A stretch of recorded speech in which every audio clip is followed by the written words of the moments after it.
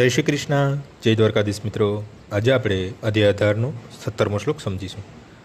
યશ્ય નાહમ કૃતો ભાવો વૃદ્ધિ યશ્ય ન લિપ્યતે હત્વાપી સ ઇમાન લોકાન હંતિ ન નિબધ્યતે.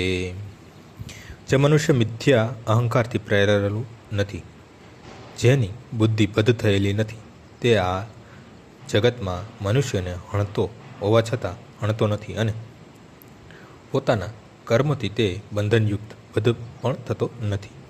આ શ્લોકમાં ભગવાન અર્જુનને બતાવે છે કે યુદ્ધ ન કરવાની ઈચ્છા આ અહંકારથી ઉત્પન્ન થાય છે. અર્જુન પોતાને જ કર્મનો કરતા માનતો હતો, પરંતુ તે અંદર તથા બહાર સર્વોપરી પરમાત્માની પરવાનગીનો વિચાર કરતો ન હતો.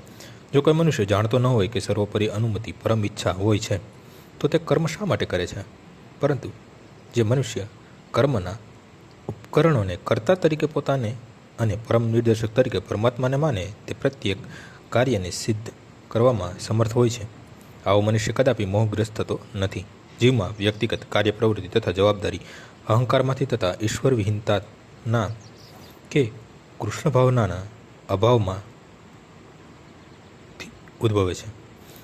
જે મનુષ્ય પરમાત્મા અથવા પૂર્ણ પુરુષોત્તમ પરમેશ્વરના નિર્દેશન હેઠળ કર્મ કરે છે, તે હણતો હોવા છતાં હણતો નથી અને આવા હણવાના ફળને પણ તે ભોગવતો નથી. જ્યારે એક સૈનિક તેના ઉપરી નાયકના હુકમ પ્રમાણે વધ કરે છે, ત્યારે તેને સજા થતી નથી. પરંતુ જો સૈનિક મનુષ્યપણે સ્વેચ્છાથી કોઈનો વધ કરે, તો તે નિસંદેહ તેનો ન્યાયાલય દ્વારા ન્યાય કરવામાં આવે છે.